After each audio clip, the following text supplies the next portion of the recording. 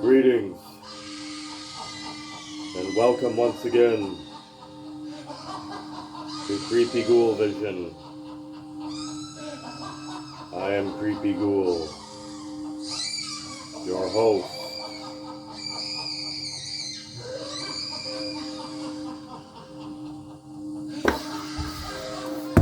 Thanks for tuning in. Here is a Muppet News Flash. Glenn Danzig's skeleton gloves back in 2017 at auction. The bidding started at $10,000 US. What the fuck?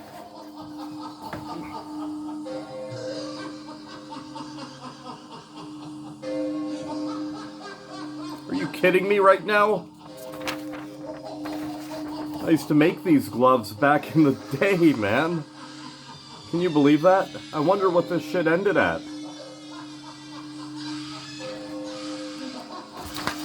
Mine looked exactly like those, too. Glenn Danzig, pictured here wearing the hand-painted gloves that could be yours if you've got 10,000, burning a hole in the pocket of your leather pants. Glenn Danzig's hand-painted gloves, marking the end of the Misfits era and the beginning of the Sam Hain era, are currently up for auction. The opening bid is princely, $10,000. This was back in June of 2017 or October 2017. I don't know. These Americans do their dates all fucking backwards. Anyways, it's absolutely ridiculous. Seriously. Why are we still calling it vinyl? No, why are you still calling it vinyl? I don't call it vinyl. I despise the word vinyl. Back in the day, 70s, 80s, whatever you want to call it, even 90s, we called it records, LPs, wax, the closest thing, wax. But I mean, a friend of mine a couple of weeks ago sent me this article through Variety something or other, and it really kind of sort of caught my eye. I'll put a link to it in the description box there if anybody cares. But one thing here that really stood out, if I may. But as much as the older generations love this trend, one thing they're attracting with untrammeled, get off my lawn fury is the word vinyls with an S.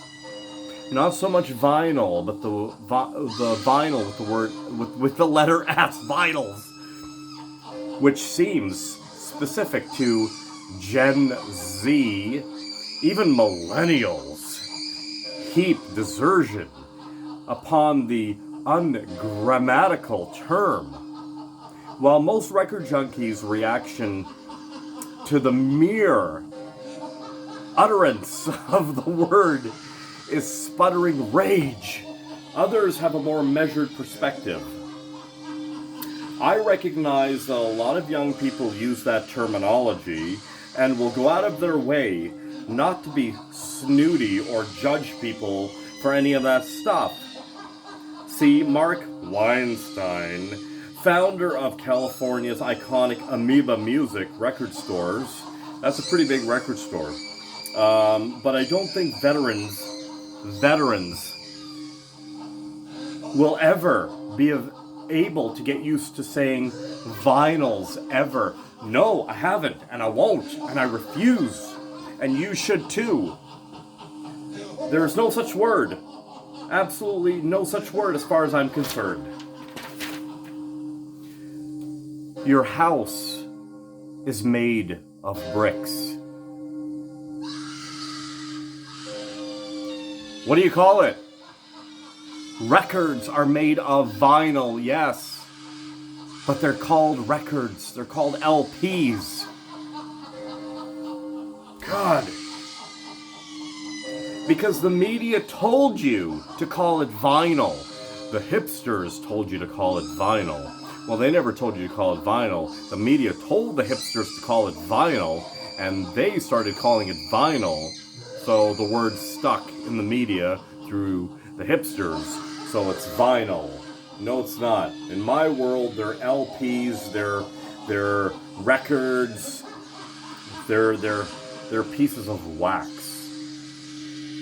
Wax. Even the hip hop era of the 80s, they call them wax. Let's spin some wax. Anyhow, where the hell's my drink?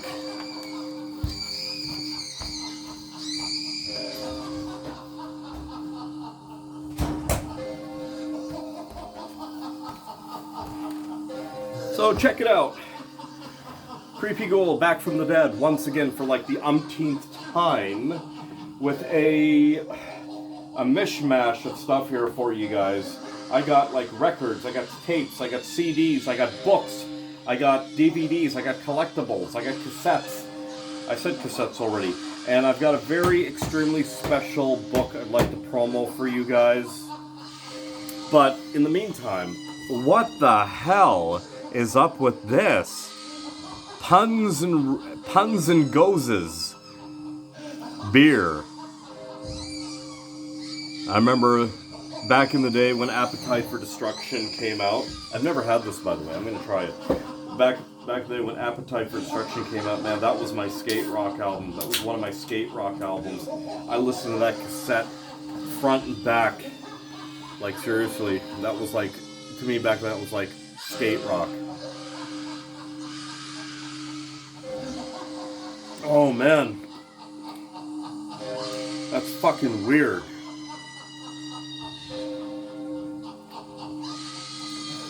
I don't know. It's not crafty. It's more citrusy than anything else. Puns and Gozes. Puns and Gozes beer. Cool can. I may keep it.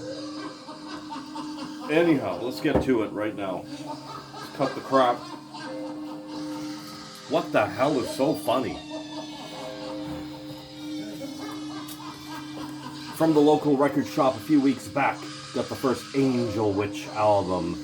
You're an angel witch, you're an angel witch. I already have this though, that's the thing. But I found it, and it was an extremely, amazingly good price. Mainly because the jacket was a little dinged, as you can probably see. But it's the original, I don't know how well you're going to see that, UK pressing of it. I actually wrote that there. I peeled off the sticker. It was poorly done. But this is the original UK pressing of the first Angel Witch album right here, which is an absolute new wave of British heavy metal classic album. Right here, Angel Witch. Check out the first Angel Witch album. My favorite Angel Witch album is actually Screamin' and Bleedin' with the other singer. I can't remember his name right now, but it's not with this singer. Yeah, dark freaking album, man. Totally sounds nothing like this. But yeah, this is a great album though, nevertheless. First Angel Witch. Classic. Set the standard, really.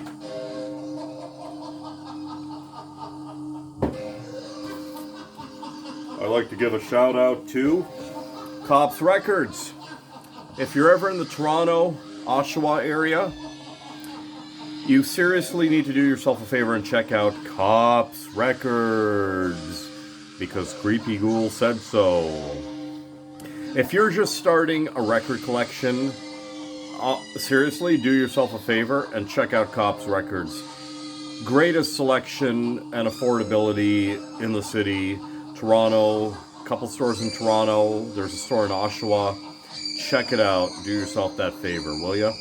Cops Records. I've had this on my list for quite some time now. It's been hard for me to get. I came across it once or twice, but I passed up on it due to whatever. And I started looking for it again. but couldn't find it, but I recently found it. The No New York compilation. No New York was like a no wave, I guess if you want to call it no wave, no New York bands, artsy bands, not artsy fartsy, but artsy, like borderline punk rock, artsy noise bands from the 70s. Lydia Lunch included as a fine example there.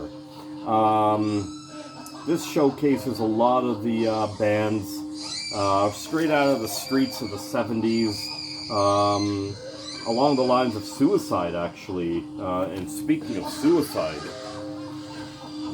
so there we go. This is a great compilation. It's been on my list for a while. I'm really glad I found it. No New York. Check it out. It's an absolute wall of chaos and noise and interruptions and very unsettling if you like that type of stuff. A lot of people I've never even heard of on here, but there's a terrific documentary on this. I just don't remember what it's called right now. But Lydia Lunch's band from back in the day, Teenage Jesus and the Jerks. If that rings a bell for you, check it out. No New York. If you like that no wave stuff, like I do. Okay, so moving right along.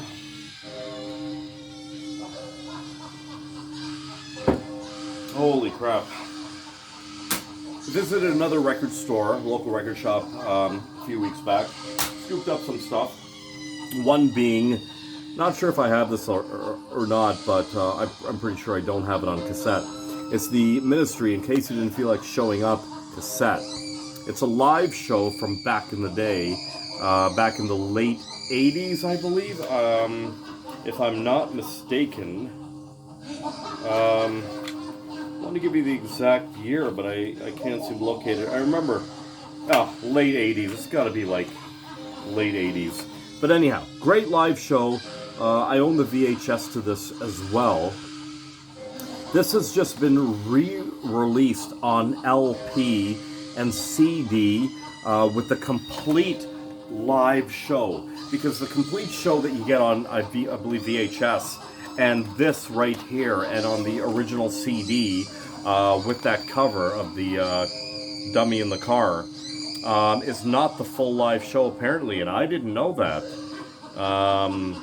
But yeah, really looking for that one right now on LP and even CD. The full show from Ministry, in case you didn't feel like showing up.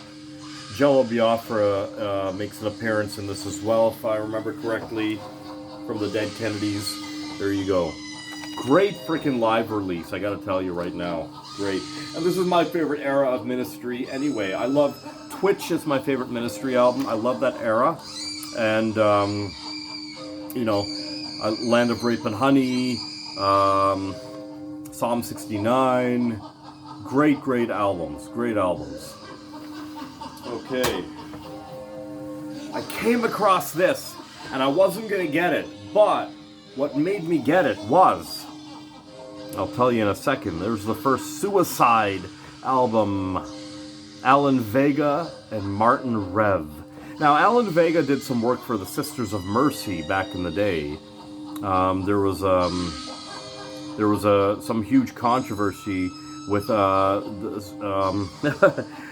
Sisters of Mercy and the Mission UK, I believe, and Alan Vega stepped in to do some vocals for Andrew Eldritch. But anyhow, there we go. First Suicide album.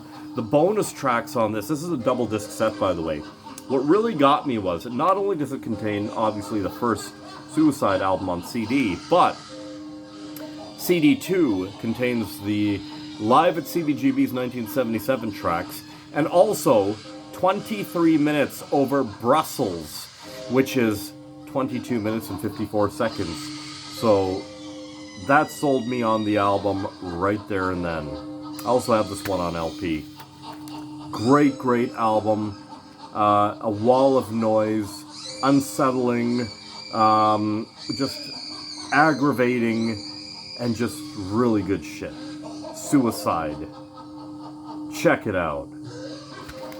Again, because Creepy Ghoul said so. And I scooped up the Bad Brains Omega Sessions 10-inch. It was a really good price. I didn't have it. And I don't have very many 10-inchers. And these recordings here are absolutely terrific.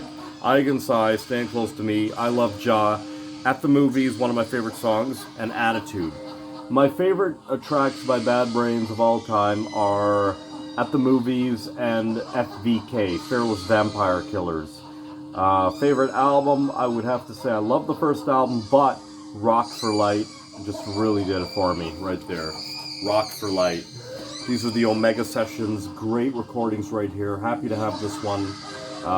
Really good price. I got this for on 10-inch LP. I don't know if you would call that an LP. I wouldn't call it a 45. I would just call it a 10-inch. But anyhow, and a quick shout out to Sonic Boom Records. If you're ever in Toronto, again, you need to check these guys out. They're your one-stop shopping for records, tapes, CDs, books, toys, Blu-rays, DVDs, you freaking name it, man. These guys have got it. If you're ever in the Toronto area, you need to check these guys out. You'll be happy that you did, and you'll be thanking me for it. 2 levels, man. The store is 2 levels. 2 massive, 2 Canada massive levels. There we go. Sonic Boom Records. There we go. All right. So let's move right along here. I got some collectibles happening right now. That's it for the, well, kind of sort of it for the music. But a friend of mine, my best friend, gave me this Sabbat tape. Sabbat is a Japanese thrash metal band. They're still around to this day. Been around since the 80s. This is their live cassette. It's called Demon Slot Quebecois. Live in Montreal, September 21, 2005. He actually ordered this from Nuclear War Now, and I didn't know it was going to be for me, but he gave it to me. Thank you very much. Sabbat. Japanese thrash metal. Really good stuff. Really underground stuff. There we go. Sabbat. Weird cover. That's for sure. Okay, so that's it for like the music right there. So I got some collectibles to showcase and a very special book I'd like to give a plug to. So stay tuned. Okay, I'm back. Let's get to it. So, from Sonic Boom Records, I scooped this one up. I think every goth in the city, in the world, must have seen this movie by now. The Cabinet of Dr. Caligari. There he is himself, Dr. Caligari. Classic black and white silent. Beautiful figure. Absolutely stunning figure. I would have really loved to have gotten Caesar the Sleepwalker, the Somnambulant, if I'm pronouncing that properly. I don't even think he's available yet, but Dr. Caligari is. I'm definitely keeping my eyes out for Caesar. If you haven't seen this movie, you seriously need to do yourself a favor and see this.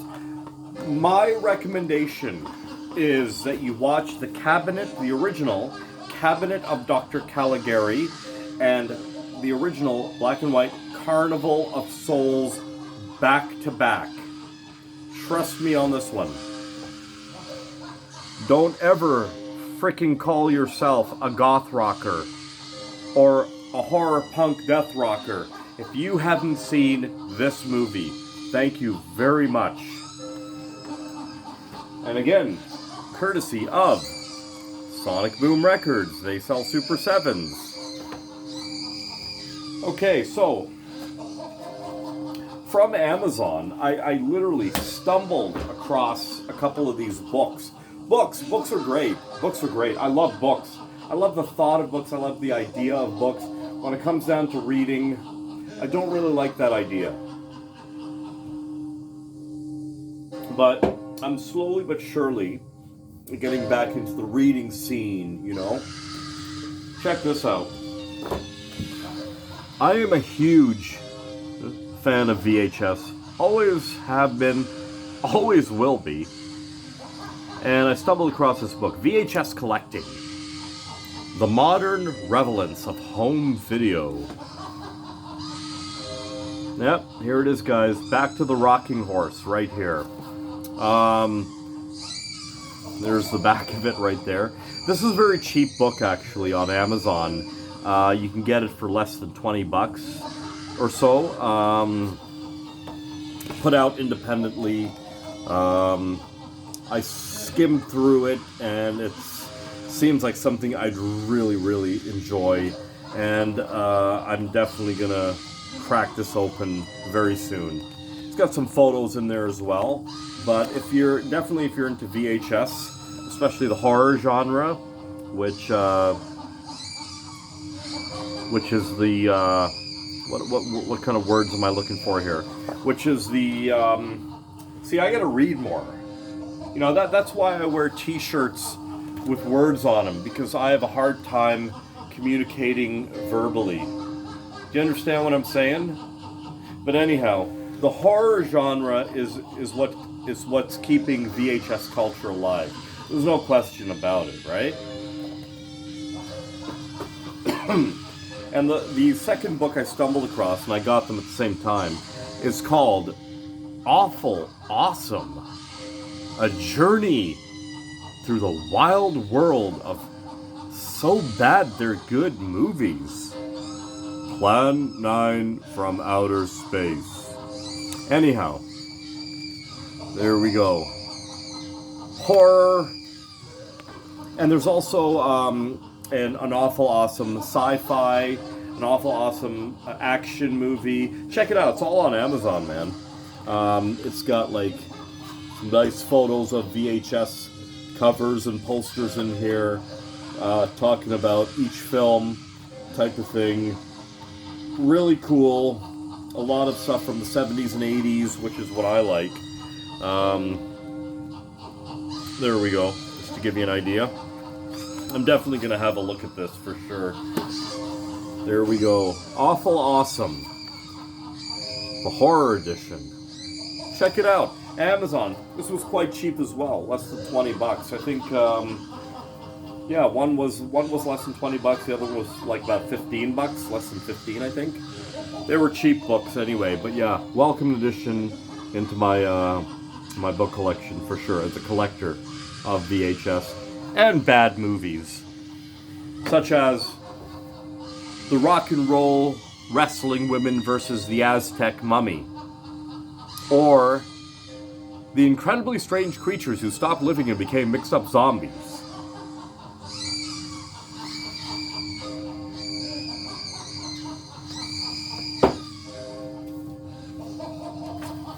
At one point, this was the hottest show on TV. Now, back in the 90s, I was busy doing all sorts of stuff. I was like living here, there, and everywhere.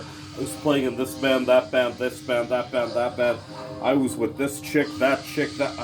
The 90s were just like, I don't know, man. I was trying to find myself. It was just one of those things. I wasn't watching much TV, I don't think. I wasn't really into TV. 90s, to me, the 80s defined everything. Fashion, music, movies, you freaking name it. The 90s were pretentious as all hell. But I'm not saying that in a bad way, okay? This November I'll be 47, so, I mean, I grew up in that time. Okay, so I know. It took me a long time to get into this show. Okay. No, what the hell am I saying? No, I was not into this show back in the 90s because I had certain things against certain types of people, if you know what I mean. But anyhow, throughout life, I always heard people say, oh yeah, blah blah blah, do you remember that Seinfeld episode where this happened or that happened? Or blah blah blah, do you remember that Seinfeld episode? I'm like, no, I don't remember that Seinfeld episode. At times I played like I did because it seemed like everything was related back to a Seinfeld episode. I used to relate things back to the Peanuts gang. I've always said you can relate day-to-day life back to the Peanuts gang. A lot of people related day-to-day life back to Seinfeld episodes. Over the last several months, I've been watching Seinfeld on my TV, reruns and whatnot. And I actually like the show, I gotta admit. I'm like, this is pretty cool. It's watchable, it's enjoyable. The characters are cool. So I did myself a solid, and I found this on Amazon for a really extremely good price. The complete series of Seinfeld. There we go. With, check this out, over 100 hours of extras plus bonus disc. What the hell? 100 hours? Holy crap, man. Anyways, this is the basic edition of it. There was many different versions of this to come out with all the bells and whistles, but this is a simple version. It's all I wanted was the shows. The extras are fine as well, but yeah, there we go. Seinfeld. I broke down and I got it. Pretty good price too. It's like 75 bucks. Can't go wrong. Brand new, sealed. I don't know. Anyhow, last but not least, what I'd like to do is give a little bit of a plug to one of my best friends in the entire world, Alexis Child. She's a great woman. If you are into goth rock, horror, gothic horror poetry, goth poetry, Edgar Allan Poe, Charles Baudelaire, Crowley, then you need to check out her book called Devil in the Clock. Came out years back. You can find this on Amazon. I'll put a link in the description box. I've got a nice signed copy right there. This is her first collection of horror poetry. She's one of the original goth rockers in Toronto from the old days. Really good friend of mine. Self-published author. And there is tons of respect in being self-published.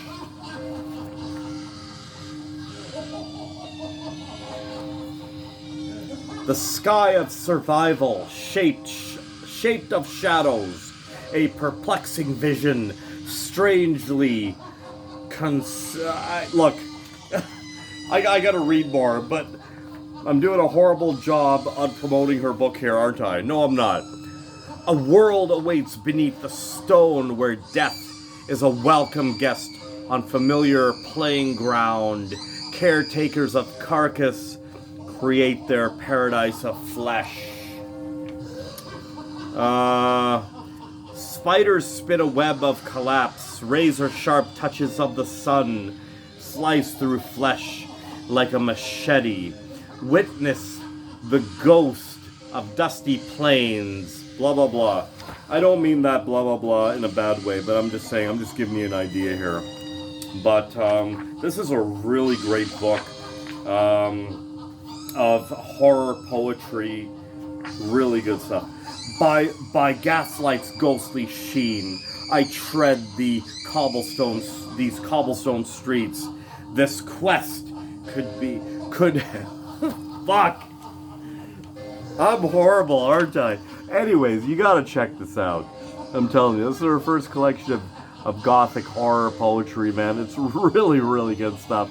Never mind the way I'm reading it. Just check it out on Amazon. I'll put her links in the description box, but you gotta check this out. I'm telling you. This was on my bookshelf for a while, and I figured, you know what? Let me just plug it. There we go.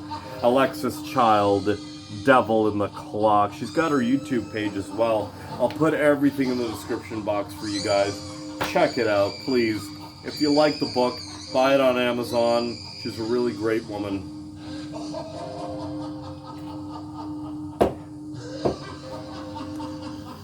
Thank you for watching another episode of Creepy Ghoul Vision. Hope you enjoyed the video. You know what to do if you did. And we are gonna see you on the next video. Skate or die.